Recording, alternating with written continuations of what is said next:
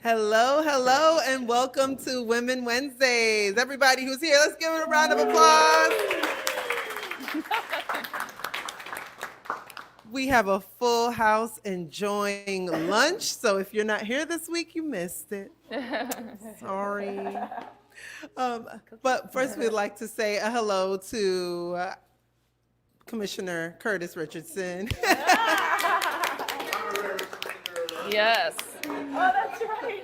Who's always surprised when we recognize him because he's here all the time. He's like, I'm just one of you. I'm just one of you now. But welcome to Women Wednesdays. The team is up here. We're so glad you're joining us online. You can also join us in person. We're here at Domi Station, and we're here every Wednesday. You can look out for our events. But I will give the team a chance to introduce themselves. I'll say I'm Tam. I'm Tam Smith. And here's Barbara. Yeah. Hi, everybody. Thank you so much for coming. So I'm Barbara Westcott. I'm the founder of Women Wednesdays. Where did Women Wednesdays start? At Domi Station. So, which I just want to shout out. Do you know that Domi Station now has its first female executive director? Right? And that's something super, super exciting. Because again, who are the fastest growing group of entrepreneurs? Women. Okay, of women. Who are the fastest group of women? Who are the fastest growing group of entrepreneurs? Middle-aged women. So it's really important. So we started Women Wednesdays to make sure that there were a lot of women focused on for entrepreneurship. So we're all about building a collaborative community of women who help each other succeed. And the reason that matters, a lot of times when you're first starting out in a business, a nonprofit, or any kind of effort, you may not have a lot of money or resources, but if you can tap into the skills, knowledge, abilities of those around you, it can just really be a game changer. So we hope that you get connected with Women Wednesdays. So let me hand it over to our membership. Yes. I'm Robin with AdMax and Home and Yard Magazine, and I'm the membership coordinator. If you find value in our program and you'd like to support us, you can scan one of these sheets that are on the table, and that'll take you to our membership sign-up page. There's several levels available. And I just wanted to give a shout out and say thank you to Mike from Capital City Petticoats. Yay, Mike. Mike just joined. He's the newest sister girl. Yes. Just to let you know, at the front table, he's brought in some koozies for us, and it says $2 off. So I think if you bring your drink on the pedicab with him, you get a discount on your ride. Thank you, Mike. Thank you. Good afternoon. My name is Jackie Brown. I have Jackie Brown Consulting, a marketing and social media firm that will simplify social media for you. Who wants that? Everybody wants that. That's right. Great. We're so glad you're here, and I am the education coordinator with Women Wednesday. If you have something that you want to share with our community, some skill that you want to pass on, that you want to teach, please come see me and we will get you hooked up. It's a great way to market your business using the Women Wednesday platform for education. So I'm going to pass it back to Barbara. That's right. And then I'm going to hand it over to the new executive director of Domi. Hi, thank you all. First off, I want to say that I am the executive director here at Domi Station. So we welcome all of you to join us here as an entrepreneur or small business. We definitely have a home here for you. And then on a personal level, I am also a member of Women Wednesdays, who helps me to get the word out of my own business, House of Cards Florida, who has connected me with a lot of individuals who have helped me to expand my business and find the tools necessary to run it efficiently. So again, thank you all very much for being here at Domi Station, and can't wait to see the presenters today. Well, and I'll say I'm Tam G. You know, I'm terrible at doing this, but my husband and I have a business called CV Media, and if you want us to add a little polish to your personal message, you can let us know. We do video, I moderate, I host. I do exactly what I'm doing right now. So, so if you need that service for your business or as an individual, let us know, and we can capture those experiences so you can watch them for years and years to come. So, we are getting ready to, you know, you could feel the energy in the room whenever these two women walk in. So Carrie Boyd and Ely Rosario, they're pumped. They're in the corner like doing jumping jacks. They're ready. But we are so we are so excited to have a great conversation with that word that some of us are scared of, finances. Yes. Financial future and investing and real estate, all of those things. You know that they wear many hats, but we're going to learn so much from them today. Let's welcome up Carrie Boyd and Ely Rosario. Thank you. I should have brought my pink construction hat. Like I should have, but I forgot. Well, thank you all so very much for being here. From the bottom of our hearts, this means everything to us.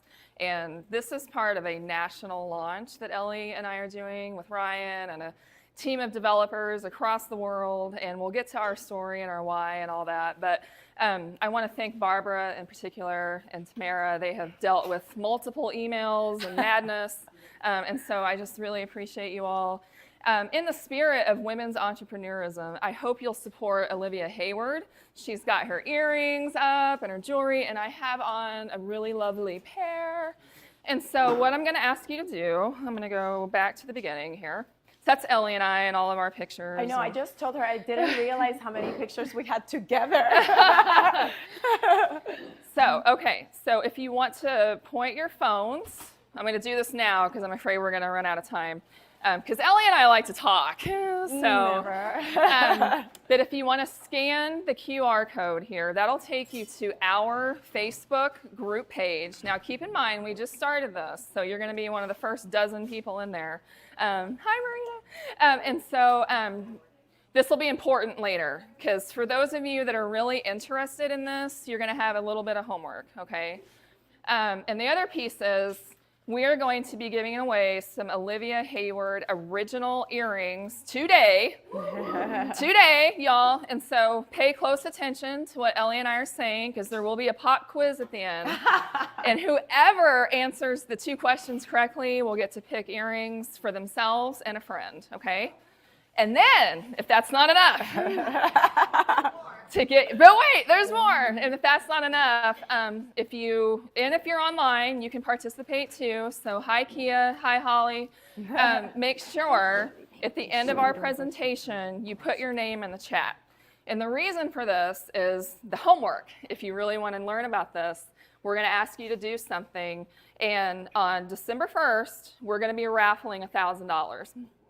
Okay, so your attention. it's worth your time. We're also going to be raffling makeup from our dear friend Lisa Davis with her new line, Badass Cosmetics. And so there's just a whole lot of great stuff going on. We have a ton of stuff to get through, so I'm going to talk super fast. And the goal is just to pique your interest in this. If you're really interested, join our Facebook group. All of this is free for Tallahassee women and men. There's no charge. We're truly doing this because we believe in it, and we want you to learn and make wealth and give back. So Are you ready? I'm ready. Let's do this. And this is me. For those that... I'll hold it while you talk. So shout out to Tallahassee Woman Magazine and Dr. Mitchum for all that she does too. So thank you. Okay, all right. Let's do it. Let's do it. Okay, so the name of our company is the Network of Real Estate Investing Women. And we made it investing, which is an active word because it is for action takers, right? So action takers are money makers. So I want you to remember that. Okay, so we're going to go through different types of investing super quickly, but I'm going to spend some time on this one in particular because I feel like most people who are getting started, they don't understand, they don't know what to do. A lot of people don't have any money. And I want to assure you that that's all great. Like, that's fine. Like, you're going to learn a blueprint from the ground up to help you get into some of the higher level things that Ryan and I and Ely and our partners are doing, okay? But remember, everyone starts somewhere, and we're going to show you where we started, and we all started from pretty humble beginnings. Okay, so first of all, I would be remiss if we didn't spend just 4 minutes talking about the history of the housing market. I know, not everyone loves history, but it's super important, and truly, we are in a different time than we were post-World War II. Like, I think we all feel that. We feel it at the grocery store, we feel it with everything. It's a different time. We're also experiencing a different type of market demand, right? So it's just a different time. I think a lot of people are really interested in this because they feel like they followed the rules and they did everything right, and they're still not where they want to be. They went to college or trade school, they got a good job, they worked their way up, and now they're still finding it challenging to make ends meet, or at least live the kind of life that they want to live. And so if that's you, this is for you. If you're successful and living at a level that you want to be at, that's great. This is for you too, because we can always supplement our incomes and give back to our communities with more of that income. And so again, like, this is really for everyone that wants to learn and give back and make a good income. That's really what it's about. It's truly about helping people solve problems. That's what real estate investing is. So if you like people, if you like to listen, talk to people, if you're curious, this is for you. The one thing I will mention is going into life expectancies, we're seeing that drop for the first time in a generation here in the United States. It's very concerning. People don't have access to health care. They don't have access to the same housing and livable conditions that our grandparents had. And so again, that's just another reason why we think real estate investing provides another vehicle to help you maximize your lifestyle and live the life you want. So you can see, compared to other, developed countries, we're losing it a bit here, folks. And this, I think we're all pretty familiar with this, but you can see how much wealth the top 10% control in this country. So if you're not in that top 10%, this is for you.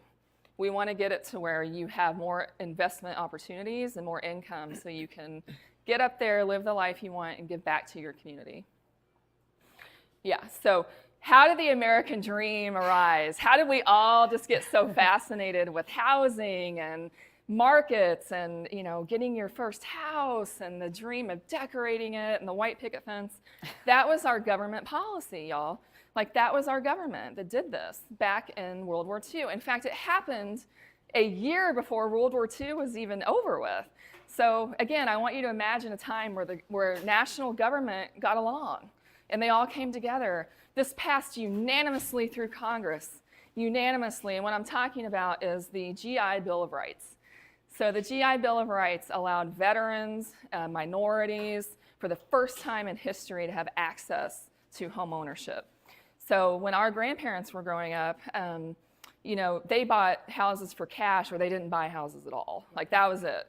And I remember my grandma telling me they bought a house for $10,000 one time in the 60s, and I laugh, but it's a different time. You can't do that now, right? And so it was just a different time, and it opened the floodgates for almost 5 million people to get access to housing. So it was just a phenomenal program, in my opinion, really low fixed rate loans. And if you can just look a little bit at the affordability, $30 monthly house payment. Oh, don't get me started. So I have citations for all of my research. If you want it, I'm happy to email it to you. I didn't want to take time on that today. But truly, this was the era in which renting was more expensive than owning.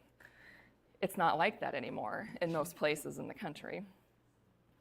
So here's what happened. And again, I know some of you know me from politics. None of this is political. Like, I'm just telling you the facts as I understand them.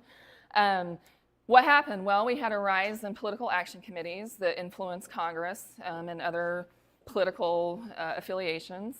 We did receive or witness the decline of labor unions, full stop. I think we all recognize that here, especially in the South. And we had what was called laissez-faire economics. So how many of you are alive or remember Reaganomics? Anybody? Did it work? No, it didn't work. It really didn't. And what happened was the crises that we witnessed in the 2000s.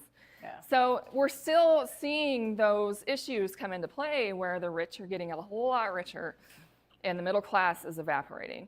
So again, this is why I love policy, and this is why I was in policy for so long, because it really does have such an impact on our family issues and our kitchen table bottom lines. If you want another resource, read Ours Was the Shining Future, Pulitzer Prize winner David Leonhardt, fabulous history of housing and economics in America. Okay, so where are we now? Well, it's not good, but it's going to get better. Like, there's always hope, right? It's going to get better. So we have about $75,000 of an annual salary for a person. They can only buy about a quarter of what's on the market right now. That's it. So usually you have a 65-to-1 ratio for houses. Maybe not in Tallahassee, our market's a little different here, but in a lot of the more urban areas, for every house that's on the market, that seller is going to get about 65 offers. And so that's really challenging to compete with, right? So we have a supply issue and we have a huge demand issue, okay? You can just look at, you need almost $250,000 a year in income to afford a house in some of these urban areas. It's just unaffordable for most Americans. And it's cheaper to rent in most markets than it is to buy. Again, there's hope though. Okay, so I'm not gonna go through all of this. I just want you to think about the costs of buying your residence today. Many of you know this, you're buying houses right now. It's a little bit different as an investor. We'll talk about that a little bit. But for your children or some of your grandchildren that are just getting into the housing market, it is not what it looked like for our grandparents, for many of us. It's just very different. Ryan is my husband, but he's also my business partner. He's going to talk to you a little bit about some of the new things that Fannie and Freddie are doing to make this a little bit more affordable. But it's still a lot of money for a lot of people to get into the housing market as residential owners. So that is why people get really, really scared. You know, it's a lot of money. I don't know if I want to live here forever. Right. And so we're seeing, and we can tell you this because we deal with this in our work, but we're seeing people, our parents' ages. My mom is in her 70s. And then we're seeing children like Ellie's daughter, who maybe isn't the greatest example because she owns her house, but that age bracket, the 25 to 35, they're looking now to be renters for a while, a lot of them. And the reason is all the costs that I mentioned, but it's also these lived experiences.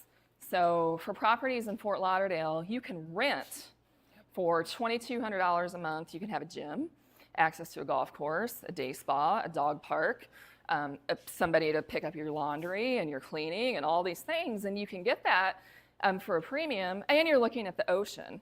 And so a lot of that would be out of reach for a lot of buyers to ever have those amenities in a private house. And so this leads us to the network and kind of where this came from. And so what we do as investors is we look to help people solve problems. And Ryan and I have been in real estate for a long time. Ellie has been in real estate for a very long time. But during COVID, I had to have a surgery. A lot of you know that. I don't talk about it a lot because it's really hard. I'm going to start crying. I was like, I feel it. I hear it. No. But I'm fine now. I'm recovered. Like, everything is fine. But I was out of commission for a long time. And when I was in the hospital, I was sitting there. My husband had to go get our son. It was a school day, much like today. He got out at 1 o'clock.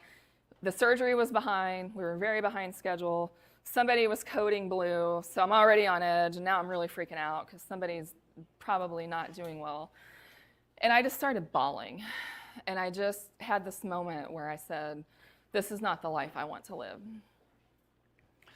I was 43 years old.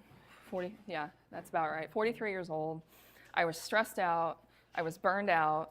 I wasn't giving back to women in the community in the way that I wanted to. I've been in the nonprofit and the lobbying world for almost 25 years. At the time, we were going through a lot of turnover and issues at the organization I was at. And I was just tired, and I was just stressed. And I said, I just can't. And I knew that the recovery was going to be long and it was going to be hard. And I just didn't want to keep them on a string. And I remember being very afraid that I wasn't going to wake up.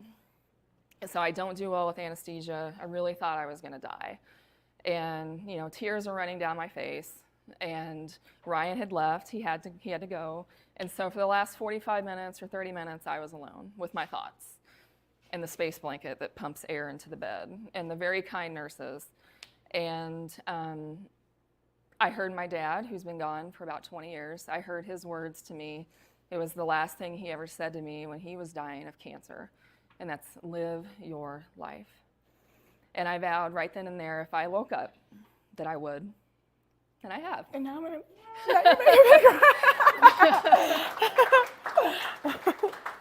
And so, I know. I'm like, hold on. Oh, wait till you hear her story. And so I really vowed right then and there, if I wake up from this and if I survive the treatment and all of the follow-up, that I'm going to just give it away. I'm going to teach people everything that we know about what we do and how we got where we are. And that's what we're doing. And so I have spent almost 18 months working with tech developers and people all over the world to put together the behind-the-scenes stuff that I won't bore you with today.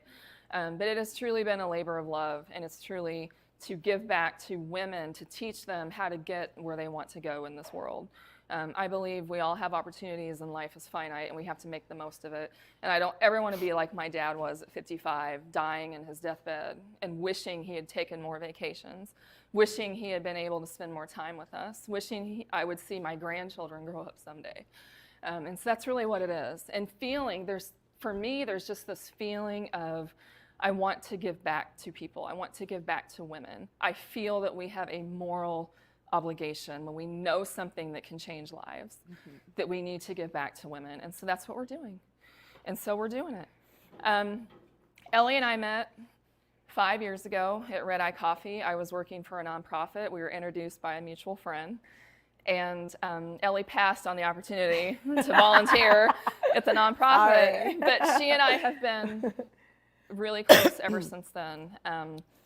We've been through a lot in our lives together, personal lives. And that's hard to find sometimes as, I dare say, middle-aged women. I was gonna say, especially in your 40s, like how hard Yeah. it is to connect with someone else and to find new friends Yeah. and to be at a different place. Yes, and we just did, and we've been, great friends ever since, and now we're partners. And so she's taking the leap of faith with us. I am, man. I'm like, she brought me in. I'm like, let's do it. I'm ready. And so I just love this woman, and I can't say enough about her. But first, before you hear her story, I want to tell you a little bit about Ryan and me. So Ryan's over here. That's Ryan. So I want to dispel one myth, and that's that you have to have a lot of money to get into real estate. You don't. You really don't, folks. This was our first house together.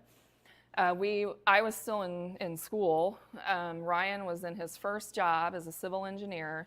We bought this house with a FHA loan for 3.5% down, which I think we drained what little retirement account that he had with his firm. I can't remember, but this is the first flip that we ever did, and we made $13,000 on it. We bought it for $97,500. So it's pretty crazy. Like it's just to see where we've come. So this is us now. You may recognize the Hyatt building. No, I can see it right here. No. So that was one of our projects. Ryan designed that building and did a fantastic job with it. Ryan has become an expert in green engineering and design, and he's won it all over the country. And so I won't brag on him too much because we don't have time. It would truly take hours for me to brag on him. But he gets interviewed. This is in South Florida, so this is another one of those lived experience projects down in Fort Lauderdale, and this is over in Destin. Now this one is a big one. This has been on national news, national media. This is the retirement project. So this is over along Panama City Beach. It's an amusement attraction, hotels, green certified. This would bring thousands of jobs to the area, and it's just a beast of a project. And Ryan has designed it, raised money for it. It's just been a labor of love. And so now you're going to hear from our partner Ellie and how she got started. Okay, so I don't ever use slides, so tell me where to, which one to go. That one. This one. Yes, all right. ma'am. So she started with that other house, and I started with this part of it, of the house 25 years ago. That was a birthday gift to myself when I turned 25.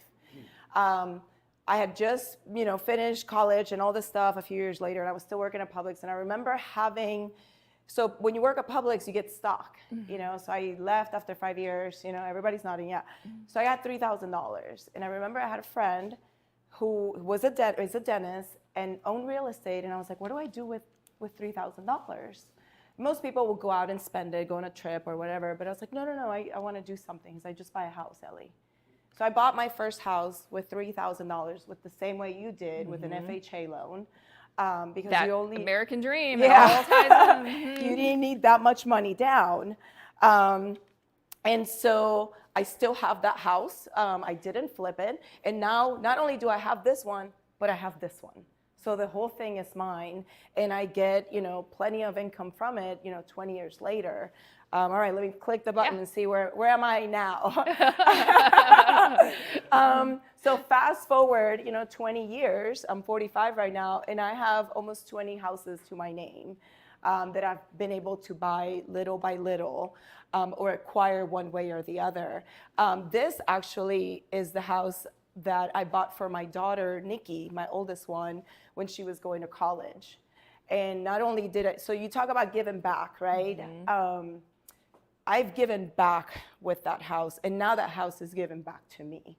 I put 3 girls to college through that house, one of them my daughter. And I made no money on that house for several years.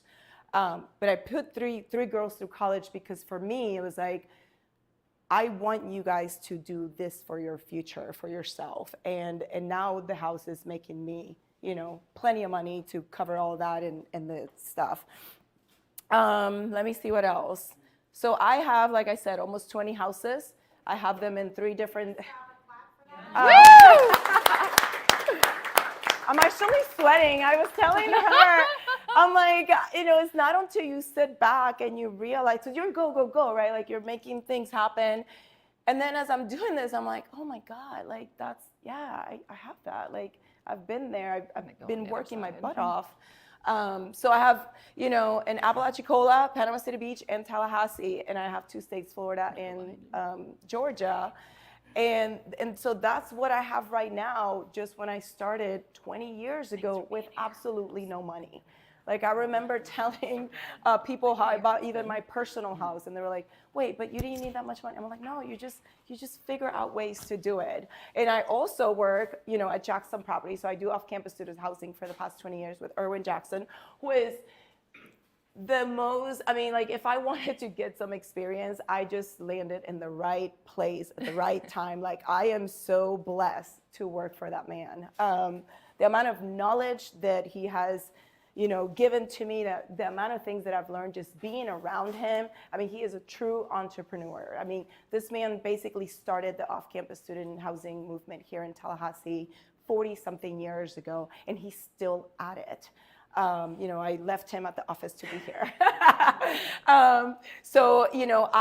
We have over 200 doors over there that we manage, some RV parks, stuff in the water, and I am, responsible for all of that for him as well. Let me see what else. So I guess I'm going to get into my why first. So this is my why. These are my babies. Nikki, my oldest, she's 28. My son, 15, and my baby girl, Emma, which after I leave here, I'm going to Weewa Hitchka to go see her do that. This is why I do what I do. I was 17 when I got pregnant with Nikki. I was a straight A student, had everything right. I wanted to go to med school, and I screwed up. And it almost took me down in the sense that in school, I was not supported by the counselors and things like that. They said, oh, just give it up, get your GED, you'll never amount to anything. But I knew that's not what I wanted to do. But then I also knew that I needed to shift because I now had a kid that I needed to take care of. And although I had become a statistic, I didn't want to continue to fall down through that statistic. So her and I are a statistical abnormality. So less than 2% of women have been able to accomplish what her and I have been able to do. And when I say her and I, we grew up together. Mm-hmm. I was 17. So the fact that not only did I graduate, but I went to FSU and got my bachelor's, and then I got my MBA, and then I started getting into properties, and she did the same. So she didn't, go back on the bad road. And I look at people that happen and where I'm at versus where they are versus where I'm at. I'm like, oh my God, like I'm grateful, but this is my why. I want to give to them, and I want to offer them a different kind of life. And this is us going back home in Puerto Rico. I'm originally from Puerto Rico. So this past June, we took our first ever vacation together, the three of us, back home. And it was life-changing for me, you know, because this is what I want to continue doing for them. And also, I don't want to be a burden to them when I get older. I'm like, I want to make sure that I got enough money. I'm like, you don't have to worry about me. You know, I'll just pass it on to you and keep on going. And I never thought that I would do that. Like, at 17, I knew that I wasn't going to be what that counselor wanted me to be, but I didn't know what that life was going to be like. And had you asked me, I never would have thought that I would have been in real estate or any of that stuff. But this is my why, my babies. And now I'm going to pass it on to her why. My why is similar. So my why is my family too, particularly for this woman. This is my Grandma Rose. She was my mom's mom. Grandma Rose lived through a life of domestic violence. Some of you have read the story in the magazine. I'm going to really try not to cry. But when my mom was 3 and my uncle was 1, their dad put a knife to my mom's throat and attempted to kill my mom. Immediately, my grandma ripped the children out of the house, went to the police station, and never looked back. For a year, he harassed them and tried to hurt them, but she was able to break free, and she was able to break the cycle of violence. And so I am immensely grateful for her strength and support, and I do not want to let her down. I believe that we can be role models still for our ancestors, break the generational curses, and that's what I try to do every single day. I do it for these two crazy teenagers. Ryan and I have been together since we were both 18 years old. I do it for us because we had big dreams. I don't think either of us knew that we would be here and doing what we're doing. I'm a lawyer by trade. Ryan got into civil engineering, and now we're using all of that expertise to do what we're doing now. And I will tell you, for all that education and all the time and the student loans, I mean, we make more money doing real estate than we ever did doing our college education jobs. I do it for my mom.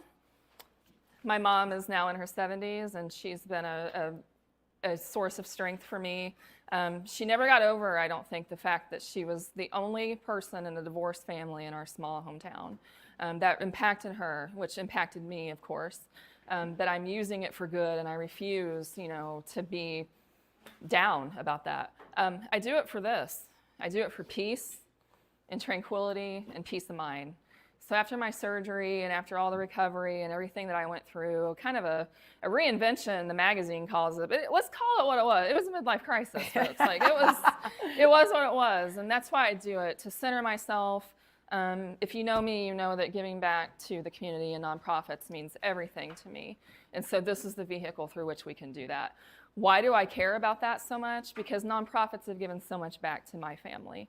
My grandma had a community lawyer that helped her get a divorce in the 1950s when no one was doing that. And she worked at a shoe factory. She didn't have any money. She didn't have access to money.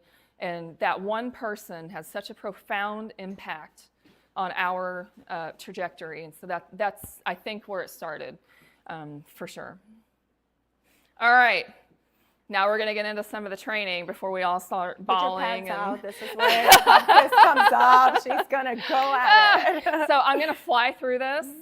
This is not to make you experts today, but this is to pique your interest and get you to join our Facebook group if you're interested in learning. Here's a strategy that I really believe can work and does work for women and men.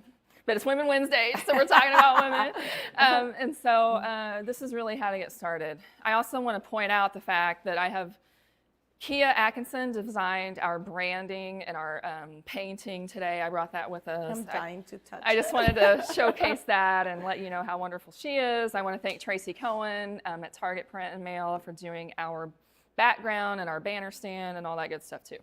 Okay. Yes, you really can get started in what's called wholesaling with $110, 2 pieces of paper, and a paper clip. And I'm going to show you how. Again, I'm going to rocket fire through this. We will be doing a live training on this more in depth in December. It's all free. Like if you want to join, just join the Facebook group. We'll send out a reminder for you all. So what is wholesaling? So think of wholesaling as you are the magic middle woman that is going to solve problems for people in crisis. So we don't prey on people. We do everything ethically, by the book, and we always use a title company. If anyone ever asks you to do anything outside of those boundaries, you run as fast as you can. Yep. So we solve people's problems. What kind of problems, you may ask? Well, homeowners that are going through divorce, maybe they inherited a property and it's going through probate, people who are facing foreclosure, people that are having tax sales or tax issues, tax liens, just any kind of problems you can imagine. If a bank is going to do what's called a real estate own, that's after it's been foreclosed on, and so then you can work with the bank and try to negotiate different strategies with wholesaling as well. And so really what it is you are the wholesaler and you are that magic middle woman that connects with a person who's having a problem, and then you put their house under contract, and you're going to sell that contract to what's called an end buyer. Okay, so an end buyer, this is somebody who buys the house, and usually, y'all, this is stuff that's off the real estate market. And we're going to talk about how you find these properties. So this is not something you call up a realtor and say, hey, Christy, I want to do some wholesaling, and I need you to find some properties. Like, again, like that's really not how this works. It can, I mean, it can, but most of the time, I would say 95% of the time, these are folks that are off market and going through some kind of stress. So there's 2 tracks with this. So you can do the assignment, which I just indicated. You can work with the home seller in distress and get a property under contract. Or you can, and then sell that property to your end buyer, usually for all cash. Or you can do what's called a double closing. And so you get the property under contract, you buy it yourself with your own financing, and then you're going to fix it, flip it, rehab it. Maybe you're going to do a long-term rental for it, whatever it is, and then you hold it with whatever your goal is, to sell it, like I said, rent it out, change the property, zoning, whatever it is. So those are 2 different tracks. And you solve problems by doing this. You have to want to talk to people, and you have to genuinely care about people from a place deep in your heart, because these are folks that are going through really hard times. A lot of them are facing bankruptcy. A lot of them, like in couples, one may not even know that there's a problem. And the other spouse, who was well-meaning, kept it thinking they could fix it, and then it just gets out of hand. And then you're in a bind. We're not going to go deep into negotiations or tactics today. I can teach you all of that, exactly what to say and how to say it. I really just wanted to give you a flavor of how this works. And so that's really kind of how that works. So you don't need any of your own money. When you're a wholesaler, you don't have to do the double closing. You can just get the property under contract and then sell it to your end buyer. So you don't have to have money. You don't have to have any credit if you do the track 1. So I hear people all the time say, well, my credit is terrible. I went through a divorce, whatever, student loans are killing me. Good news, you don't have to have any credit or good credit. And you don't have to own the property yourself, which is really great if you don't want to be tied to something or work with it long term. So there's just a lot of really good benefits to wholesaling. Wholesaling is very much data-driven, and that's what is great for somebody like me or like Ryan or Ellie. Like, we geek out on data. Like, we love data, right? The data tells the story. If you just follow the data, you're going to be a good wholesaler. I would say 90% of it is knowing your data. You're going to what's called reverse engineer and work backward. So the way that we do this and the way that we teach it is different than almost anyone that I've ever seen do this. And so you're going to get strategies today, you all, that I'm not kidding, could make you millions of dollars in the next few years. If you really commit to this and learn, you're going to see why here in just a second. The benefits we talked about, it's cash flowing, it's fun money, it's not having to own something if you don't want to, getting into it with no credit, no money of your own. Just a lot of benefits to wholesaling. For me, it's really since I have that kind of background where I want to help people and fix problems and do all that, I get immense joy from helping people solve their problems and knowing that we helped a family get out of foreclosure without having the devastating atomic bomb of a bankruptcy on their credit or something like that. And so that's really part of it. The other thing that you have to know your contract forward and backwards. We have very simple contracts that we use, or you can use your state contract that the MLS provides. You can do that. You don't have to be a realtor to use that contract. And you have to know how to talk to people. And with wholesaling, though, what it really is, y'all, 80% of it is listening. You just have to listen, and you just have to be genuinely concerned about people and what they're going through. And so I think women in particular are really suited to wholesaling. Most of us are therapists all day long, right?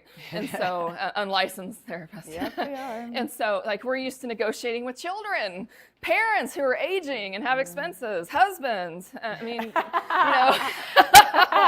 But we fix it. yeah, and like you all probably don't even realize all the negotiations you do all day long. Like it's just constant. Even getting you all to be here today was an offer and a negotiation, like it really was. So that's the other good thing about wholesaling that I'll end with before we rapid fire through this is you can have so many transferable skills that will make you a good wholesaler. So just listening, I'm a lobbyist and a lawyer by trade, but I don't do that anymore. But it really prepared me to be a good listener and to know that it's okay to go deep with people and to really care about them. And it's just part of it. And I love that. Okay, so here's the wacky weirdo-ness that most people don't do, and I'm going to tell you what to do. This is the $1 million strategy here. It will surprise a lot of you. You're going to think, really, it's that easy? Yes, yes it is. So most people who do wholesaling, like when they started, when our parents or grandparents, they say, okay, I live in Tallahassee. I'm going to pick an area in Tallahassee that I want to wholesale in, okay?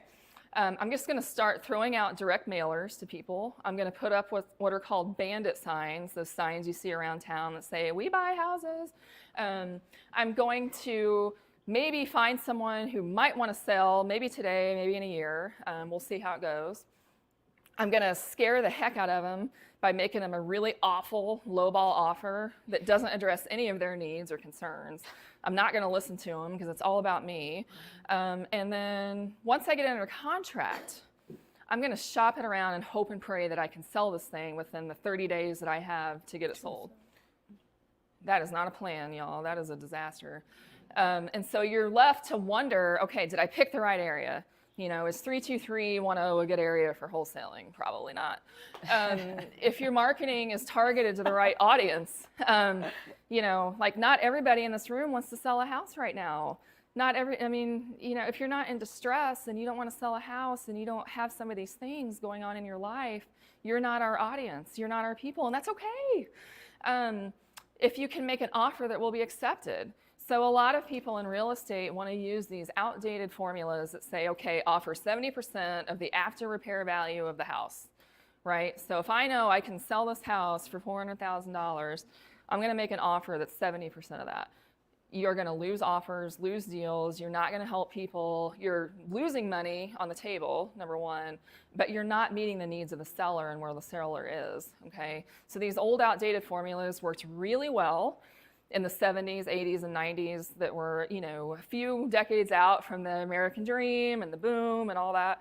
They just don't work so well anymore. We will teach you how to do that just so you know and you can get an understanding of construction costs and whatnot, but that's not the way you should do it. And then you have to say, I wonder if I put the right property under contract. I have a 2-bedroom, 1-bath, and I can't find anyone to buy it. Yeah, you're probably not going to find anyone to buy that.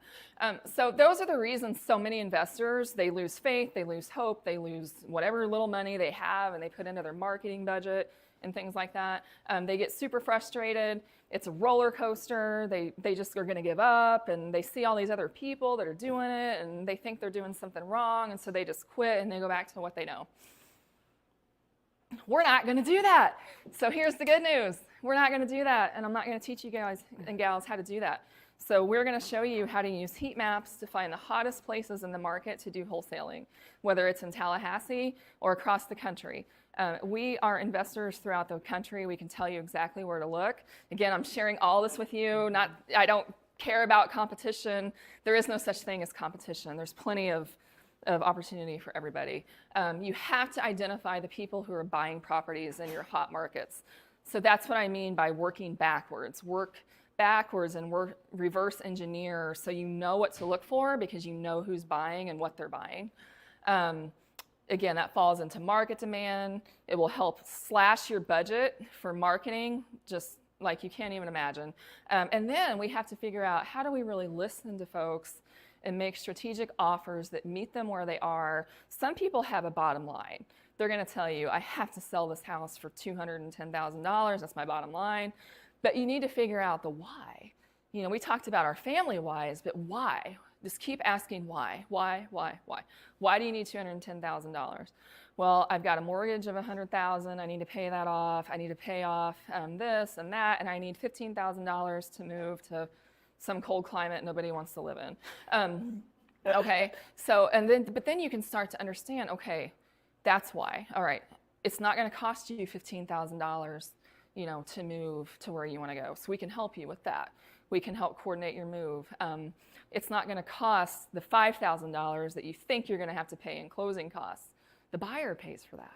So if you start to understand where they're coming from, you can really work backward and dispel a lot of the things that they have in their head that are just wrong. And it's not their fault, they didn't know, but now we're gonna help them. We're gonna solve this problem for them and work with them and be partners, okay? And so we really are doing the opposite of what most people are doing. And so truly this is a strategy that can make you millions of dollars and give back to your community. Ryan and I give back a ton of money to the community because we love it, and that's really what it's about for us. And so I'm going to show you 3 steps. We're going to go really fast, and at the end, again, you'll have a chance to QR code into our Facebook group. So we're going to identify the cash cow buyers in our markets. We're going to show you how to do that. We're going to find the properties that are pre-sold. We're not going to spend too much time on 1 and 2 because that's for later. But then we're going to tell you later how you can make these win-win offers and help people. I've already alluded to all of this. This is just to give you a really high-level 30,000-foot view.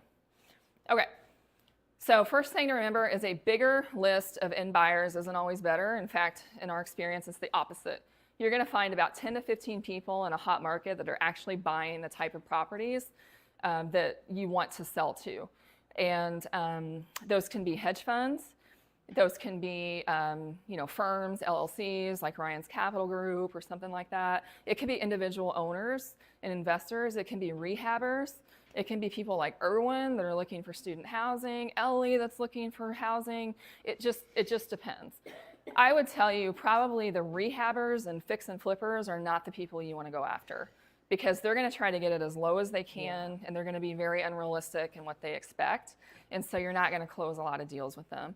You want the people, the businesses that are going to hold it for a while, that are willing to pay a little bit more, and have a long-term strategy. So those are the people you're going to sell to. Most buyers lists, like I know people sell lists for money. You don't need to do that. It's a waste of time, waste of money. They're full of people that are just have a little bit of interest in real estate. They don't have the connections. They don't have the know-how. A lot of them are realtors that don't really understand wholesaling. And don't really want it. And they don't want to understand it, right? And so we want to identify, so here's the first thing. We want to identify the people in our hot markets, which we'll teach you how to find, who are buying at least 2 to 3 properties a month. So these are people or companies that are buying a lot of property.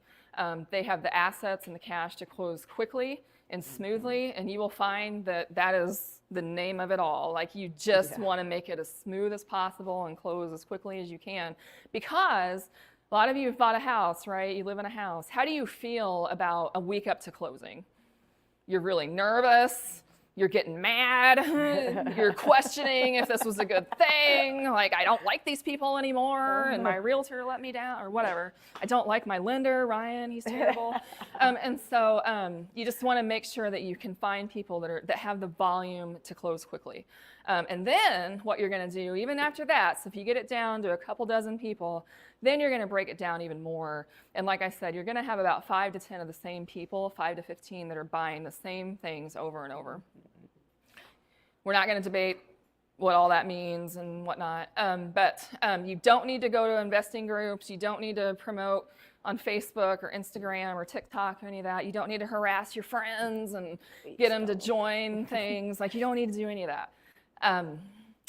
You can use one tool. If you're not a member of the MLS, which most of you are not, you can use one tool, and that's called PropStream. So PropStream is the largest, most accurate buyer of data in this country, in North America, because they do go into Mexico and to Canada.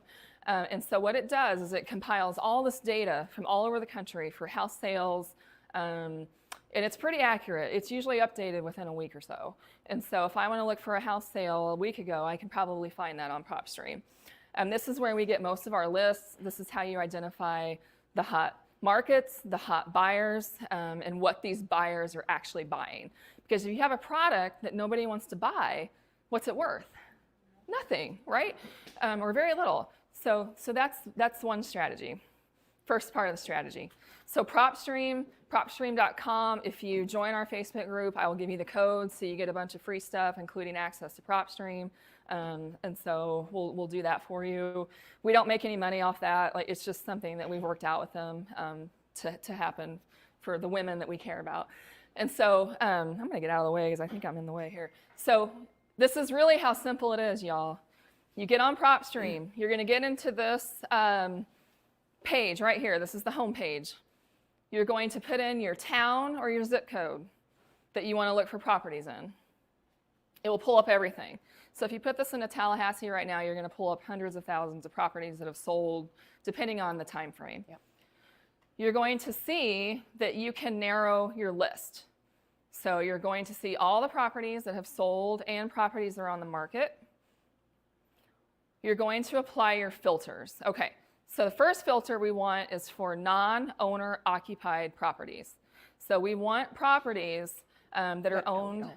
Yeah. We want properties that are owned by investors. And so why are we doing this? We're doing this so we can see what things are selling for and what these buyers are buying.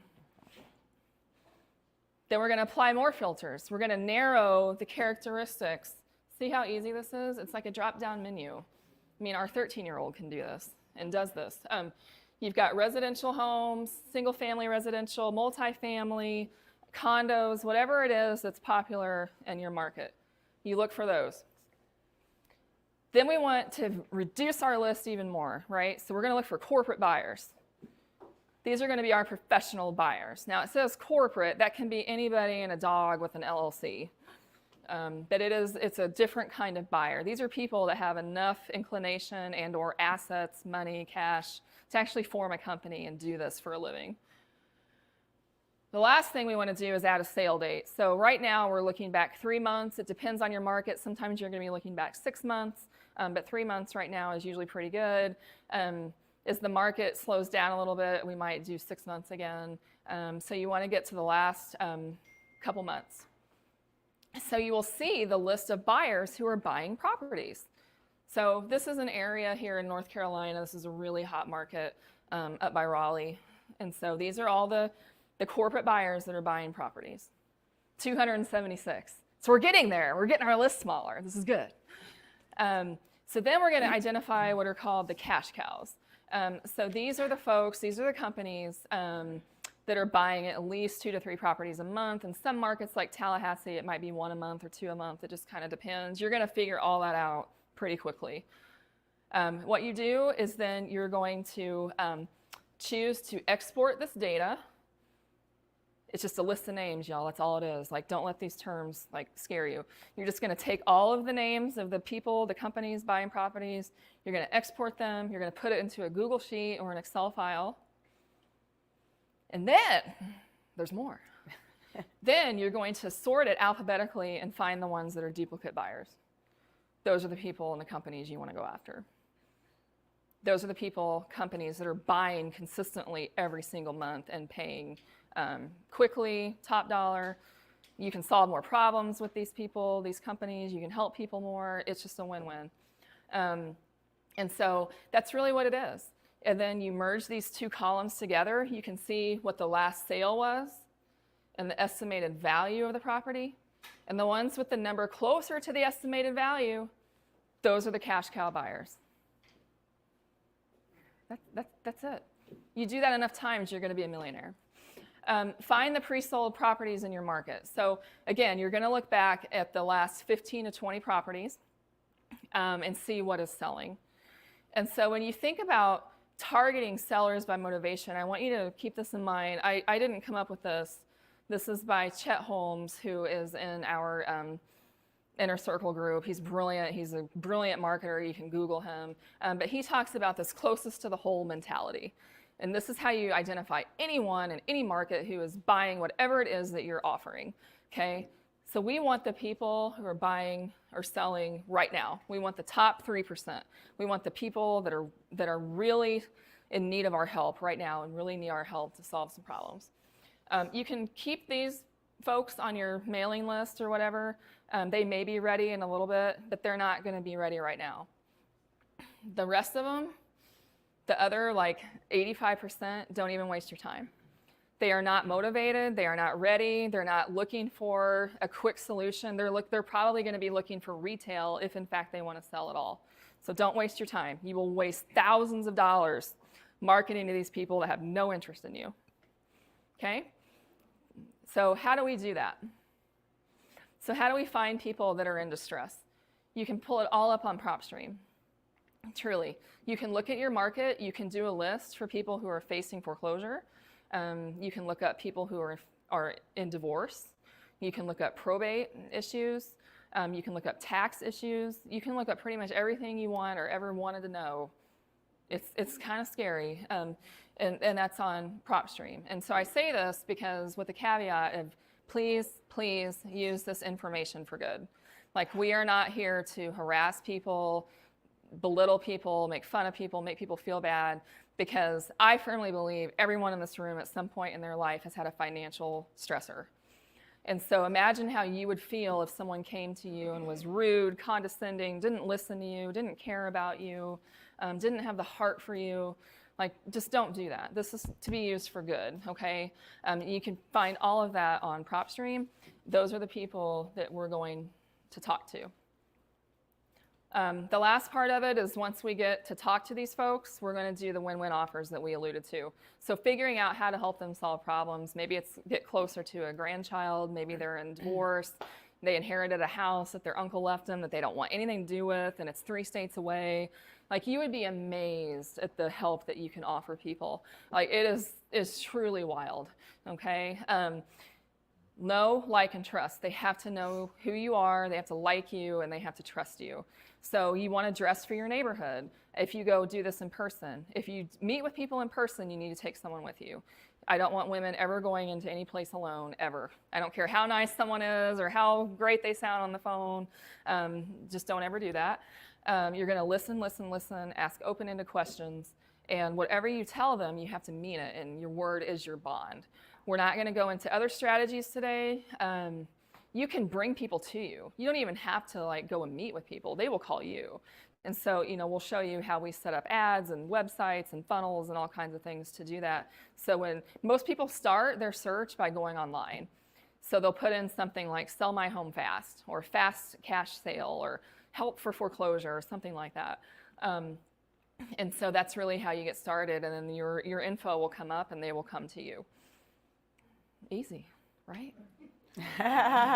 Like, don't you wish you would have known about this like 20, 30 years? Like, seriously. And you don't, like, Ryan will talk to you a little bit about this. I'm a lawyer, so I really believe in following the law. This is all legal. We would never teach you anything that's illegal. You don't need a license, so you do not have to have a license to do any of this. You don't have to go to college for 4 years. You don't have to go to MBA school like these two did. You don't have to go to law school. Not down. Like, what are we doing? Like, we're just helping people. And collectively, all of your years of wisdom and experience and talking with people, that's what you can use for the greater good here with wholesaling. And it's funny because she says she's a lawyer, so she goes by the law, and I believe in karma, so I don't want her getting on me. So she talked about wholesaling. I'm just going to quickly talk about Airbnb, which is, I don't think most people realize how long Airbnb has been out. I mean, my beach house that I bought almost 20 years ago, I used Airbnb and VRBO and all that stuff, but of course it's become hot the past 10 years or so. she talks about data. I'm just going to tell you data. Airbnb DNA is the best website ever. Just go into that website. You can talk. She talks about the markets that are hot. See what the market is looking like. See if it needs another Airbnb. See if this is something that's sustainable or if it's just better to be long term. Most people think, oh, it's hot, I have an Airbnb.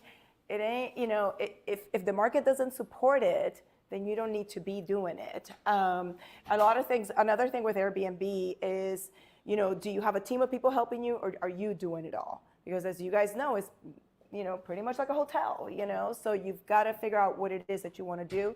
A lot of property managers companies do it for people that don't want the hassle. So just, you got to think about that when you're doing the numbers at the same time. And then the last thing is, one of the great things about Airbnb, like when I think about my beach house and I did it, I was like, in 3 months, I was able to collect what I was doing in a year. And then I was able to use the house for my friends, for my family, for my colleagues, or just rent it out here and there. But, you know, I could use that money, I could pay it off sooner, I could use it as vacation, whatever it is that your goals are, you could use it for.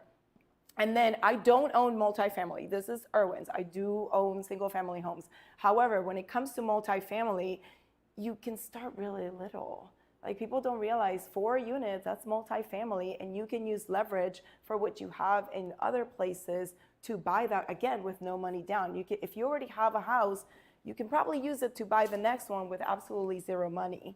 And then with multifamily and every type of real estate, you make your money at the time you buy the property. So if you buy too high, you've just lost your money. It's the rents equal the value of the property. So you need to know that information. Again, data, you know, show me the numbers. Let's talk about that. And then again, with this, it's the same thing. Are you going to use a property manager or are you going to do it on your own? I do everything on my own, but I am that weirdo, right? But I have many friends that are like, no, I don't want to do it. I don't want to deal with it. I don't want calls. I don't want anything. And that's okay too. They're still making money. I make it differently. You know, it is totally fine. I know, and I'm speeding through mine because I know we're in time, so I'm going to let you talk about financing and all that good stuff. Yeah. I want to shout out to Ryan real quick. So, like Ellie, Ryan grew up being told he was not going to make it. He wasn't college material. He wasn't good enough, smart enough. He was told that by people at his high school. And so I really wanted to prop up these two who have done so much with so very little. And I hope you will use that to inspire you that you can do this. Because at some point in all of this, all of us were told that it would never work, we're stupid, you're thinking too big, you're crazy. And so like, I just want to reemphasize that we are no different than anybody else. We just had a belief in ourselves and a dream and a goal, and we worked really freaking hard. Yeah. Like, I want to emphasize, this is not get rich quick.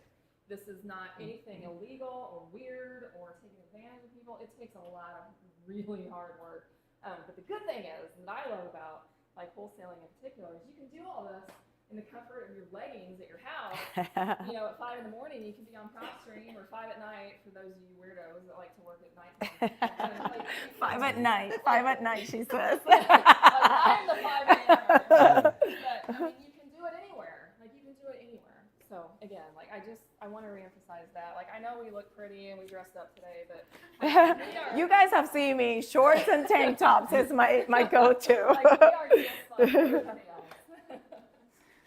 Well, thank you, honey. That's first I want to address the first question I know everybody is thinking, and that is, what is this woman doing married to me? And I don't know, folks. I just wake up and say thank you, and I'm blessed. And but let's have another round of applause for Carrie and Ellie, because if their stories don't inspire you, I don't know what would. So. I'm gonna do a little bit of myth busting. What I'm gonna do is it's this kind of like the show on Discovery Channel where there's some myths, but I'm gonna try to bust some of these today. I'm gonna go through them really quick because I know we're short on time. But just to let you know, my name is Ryan Colton. I do have a brokerage. We have a lending arm. It's called Success Lending. And one of the things we do every day is we find people money, right? That's where a lot of this starts. You don't have to have a lot of it, but you do need to have access to it, right? So, some of the myths that I see all the time, and I know Carrie and Ellie see it all the time too, is my credit score is bad. I can't get funding. That's not true, because a lot of times there's other ways to finance a deal, and a lot of lenders and a lot of financiers want to finance the property, not you. So if you can show that the rents and that the market value can sustain what your debt payment is, they have no interest in what your income is, what your credit score is. They're just lending on the property. Okay, I've never done a deal. I can't get funding. That's not true, because everybody starts somewhere. It doesn't matter if you've got 30 properties. Is it a little bit easier? Sure, but everybody starts with one. I don't have a license. I can't get started in real estate. That's not true either. There's lots of people. It's one of the savviest real estate investors I know that's right here in this town. High school degree, no other training, no other license, and they do quite well for themselves. So you do not need some kind of special license or education for this. This is illegal. No, Sheriff McNeil will not be knocking at your door for doing any of this or looking at websites. This is all perfectly legal, and but we do get that a lot. It's like, well, how do you make all this money with just what you're doing? Well, we will show you how to do that, and it's all perfectly legal. Not as educated as you, and I'll never catch up. Well, part of the thing that we do is we transfer a lot of our knowledge to other people. Ellie's got an MBA, Carrie's a lawyer, Carrie's also one of the smartest people you'll ever meet. But we transfer a lot of this knowledge. We've spent years doing this. And so we've kind of packaged this up, and we know how to give people the basics to get started with this. This is a scam. This is not a scam. This happens every day, every minute, every day of the year. So this happens by a lot of people. It is not a scam. It's actually quite fun, I should say. 90% of all millionaires got there through real estate. That's right. Mm-hmm. That's right. The rates of the loans are high, and it doesn't make sense right now.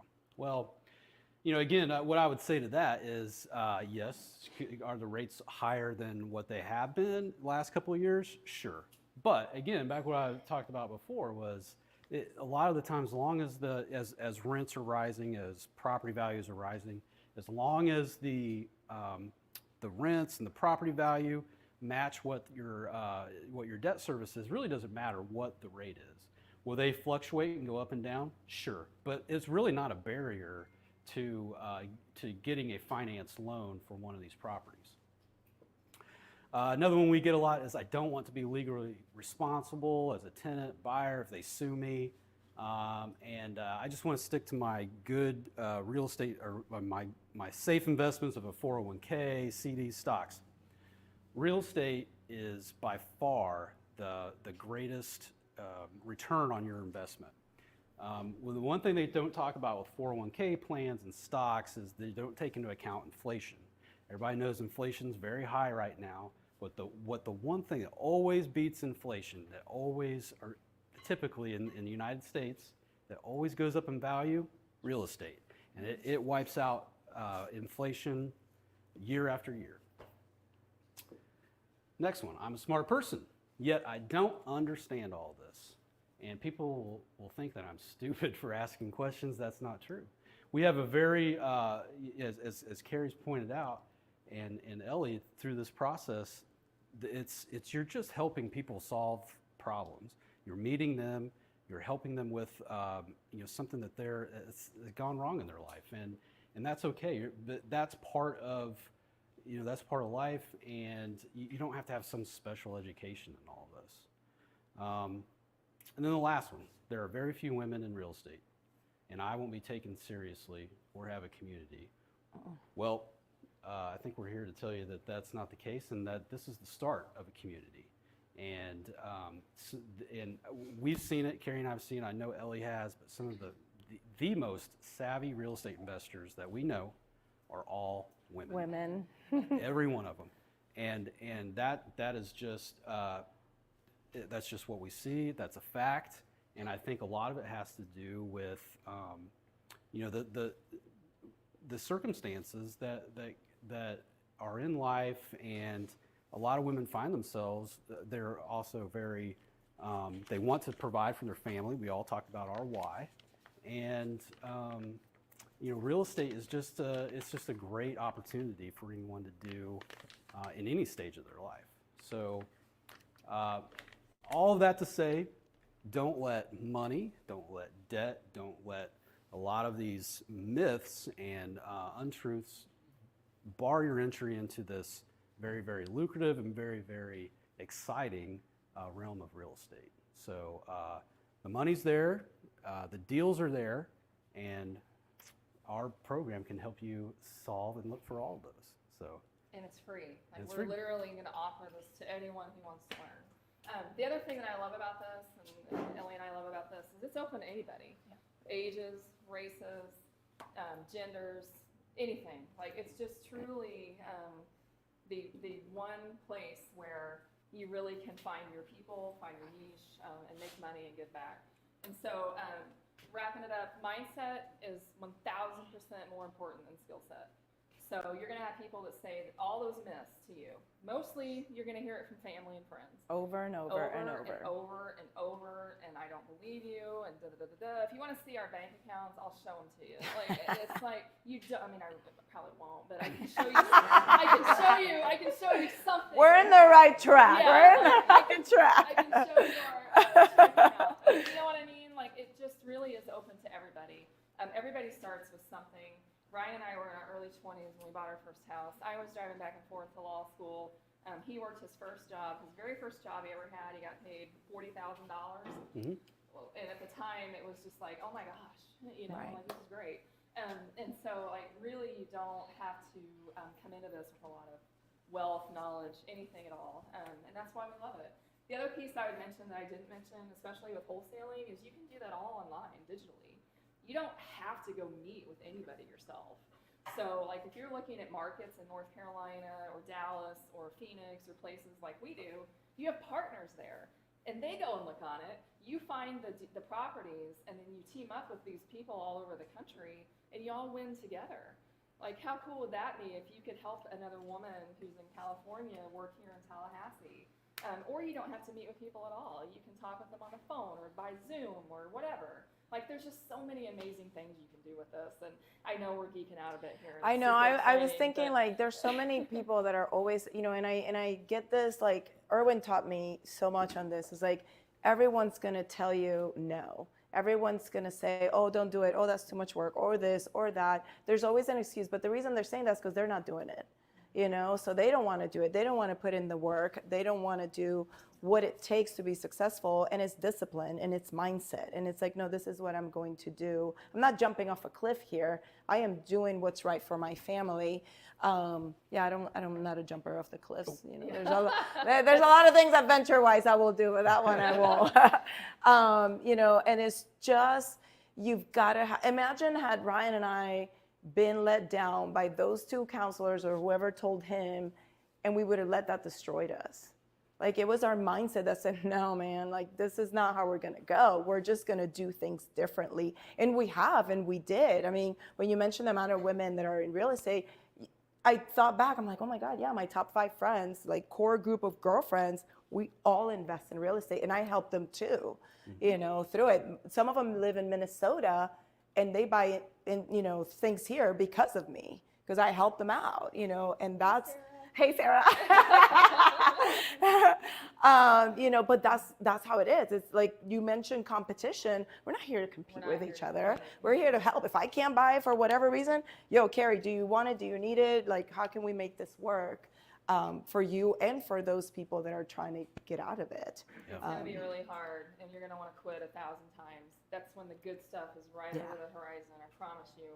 The other thing is, our brains don't know the difference between fact and fiction. I don't know if many of you knew that, but that's why people like these famous athletes or Tony Robbins, all these people, they spend hours a day on mindset work and mental imagination. And so, again, you're going to have all kinds of people telling you it's wrong. And, you know, sorry, as an athlete, I can relate to that, because I remember when I was training for Ironman, they were like, 90% mental, 10% physical. And I was busting my butt. I'm like, what do you mean? It was only 10% physical. Like, this doesn't make sense. It was, because when I was at mile 82, you know, I kept going because it was all mindset. I'm like, I got this. When at mile 20 and I had 6.2 to go, my feet started hurting. I was like, you don't hurt. You're just going to keep on going, and you're going to run it, and you're going to finish it. And that's what drives you. It's that mindset. Question. Yes, ma'am. Once you've accumulated a few properties, do you find phone rings, or do you have to ring? Do you find what? I'm sorry? The phone rings to you. Oh, yeah. Well, it depends. I want them to ring to me, but some other people bring it to the property manager. No. So, What I'm saying is, once you've accumulated a few properties, the phone calls come. yeah. You identify this as Yeah, Yeah. yeah. You're gonna Those be- LLCs get you, man. Yeah, Who's you will be sought after for your help and expertise, and maybe even financing if you have it. It really just depends. I've been, you know, for that. You know, some people like helping people out. Oh, can you loan this for this amount of money so they can do this? Yep, let's go. But And it's you'll helping. find those are your people, though. You want to Yep. network with those people. Okay, Barbara's going to take the cane and like yank it. Okay, so I got 2 questions. Whoever wins these questions are going to get earrings from Miss Olivia Hayward today. If you enter and join our Facebook group, we are doing a live drawing for 2 $500 gift cards on December 1st. And so if you're in our group, we will let you know about that. It's just a way to give back and help people have fun at Christmas and buy something for somebody else, or you can donate it to a nonprofit. So if you want to do that, we'll keep you informed of when that'll be. It'll be live. We'll be somewhere with our kids doing all that. Okay? Okay, so first question. Where did Ellie and I meet? Oh! Okay. Okay. Second question. There's 2 parts. How many kids does Ellie have? 3. Yay! My monsters. You get a car, you get a car. How many kids do Ryan and I have? 2. Oh! Okay, so you definitely get earrings, you get earrings, and somebody over here, was it Pamela? And Marina, just because I work out with Marina sometimes, and she's like such an inspiration. So if the 4 of you want to go pick out earrings for yourselves and for a friend, they're on us today. So, and these are from Olivia. These are Miss Olivia's earrings. Yeah, so we really mean it. We want to give back. So help yourself, have fun, and thank you all so much from the bottom of our hearts. Thank you. Thank you, ladies. Thank you, Ryan, as well. Wow, I saw great comments online about how informative this has been. So thank you for tuning in to Women Wednesdays. Yep, and we like to provide a forum, so anybody who's starting a business or an effort or wanting to help other people, we like to provide that. So thank you for sharing about your business and how you see helping other people. So thank you all so much for attending, and we look forward to our future events that'll be coming up, and check us out on Facebook to see what's next. Yes, womenwednesdays.com if you want to find out about being a member. Member benefits just keep being added every day. So womenwednesdays.com to find out more. And follow us on Facebook and Instagram. Right, excellent. All right. Help yourself. And if the QR code isn't working, Commissioner Richardson, you have to get closer.